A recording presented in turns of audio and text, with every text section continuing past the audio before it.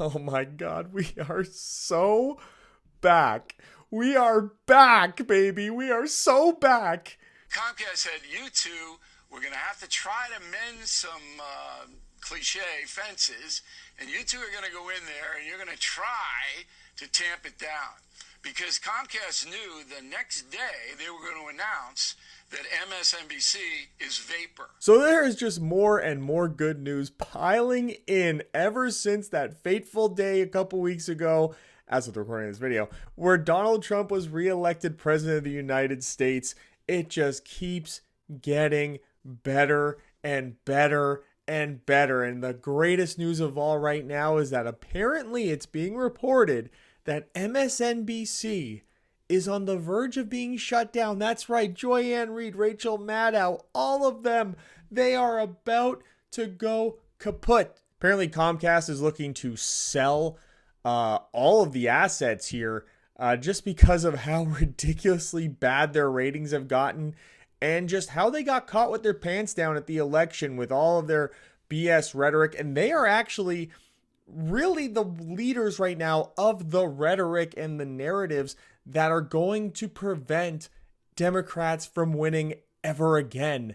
They're the ones that keep pushing the racism and sexism buttons. They keep pushing, the funny little small mustache man message. They won't stop. They can't stop.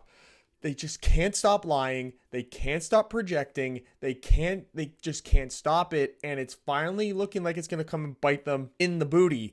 That's why you saw the Morning Joe people pretty much go and kiss the ring down in Mar-a-Lago, kind of anticipating that this stuff was going to happen. This is not something that they would do if they really believed the things they were saying. I mean, I wouldn't go and just meet with the little mustache man if I was around back then. If I truly believed he was as bad as they're saying, I wouldn't meet with him at all. But they went and did it, and it was just it was an attempt, I guess, to be like, oh, we're reaching across the aisle, but all it was just exposing them for the frauds and phonies that they've been, that everyone knows that they've been, except for that very small group of people that live inside the mainstream media bubble where they don't look at anything outside of that. They take that as gospel. I know a couple people like it, and people have finally figured out that ain't it. And it was actually Bill O'Reilly who came out with, I guess, the news and sort of broke the story that his sources are saying that this is actually a sale that is likely to happen. Comcast said, you two, we're going to have to try to mend some cliche fences, and you two are going to go in there and you're going to try to tamp it down. Because Comcast knew the next day they were going to announce that MSNBC is vapor. That is a huge meteor story. Why is it vapor? Just because they're spinning it off and putting them in they're spinning off a bunch of brands. There's no spin-off. There is. It's a spin-off company. There's no spin-off. See, you buy the propaganda, Cuomo. Oh, okay. See what I mean about I'm just saying people? what's being reported. All right. But what do you know? Yeah, I know, but why would you believe what's being reported? You want the real story? Here it comes. Please.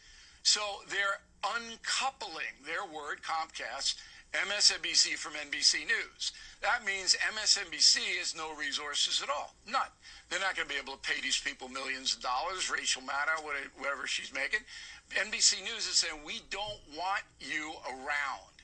Why? Because NBC News' numbers, Lester Holt and the Today Show, are catastrophe because half the country equates NBC News with MSNBC and they won't watch. So where's Georgie Soros now?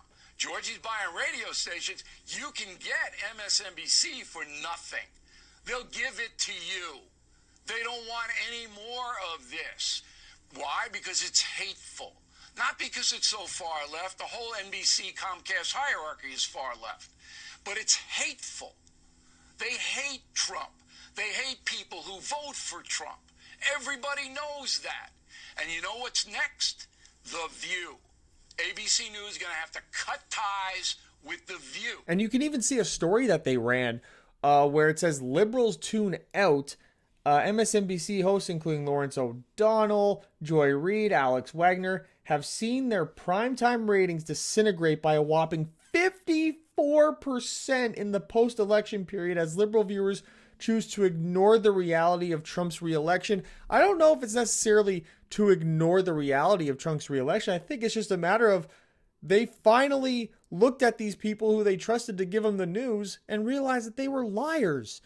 And then not only were they liars, they turned around and blamed their viewers for not voting hard enough. That's what they did. But I can't say that MSNBC is going to be all that missed because, you know, they've had amazing journalistic integrity in their stories about things that are going to be going away and things that are going to be prospering. They had this great little thing here from everyone's favorite Arab British guy who's just completely insufferable. Elon Musk was supposed to be a vanguard of personal freedom, a genius whose brilliance with rocket ships and electric cars would bring Twitter to space-age greatness.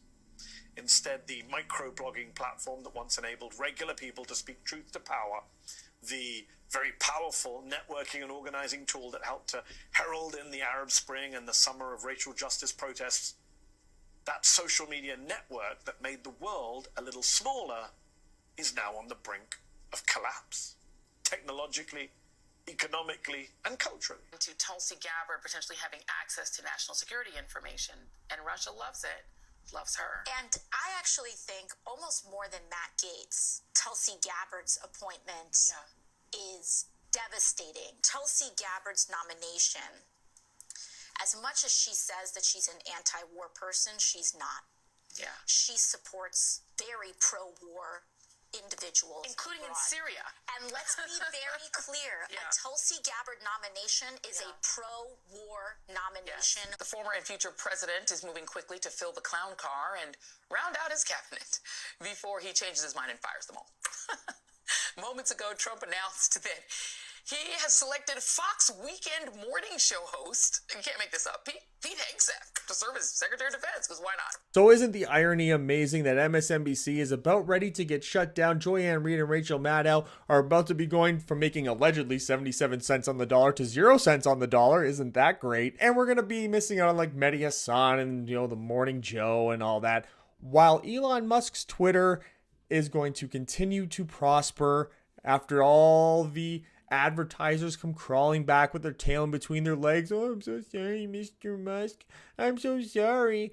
And then, you know, Donald Trump's the president again, and all these great things are going to happen to the country, and all these people are not going to be around, unfortunately, to eat their words. Not like they would eat them anyway, because they would just lie about it like they've done every other time they've been on the air. So I want you guys to leave in the comment section below what you think of Joy-Ann Reid, Rachel Maddow, and all those other goofy liars on the verge of apparently losing their jobs. Is the world going to be a better place? Where do you think they'll end up? You think they'll end up on Blue Sky? Because I made a video about Blue Sky that you can watch right here on either side of my head. I don't know where I put it. I pointed there with a lot of confidence when it could easily be over there.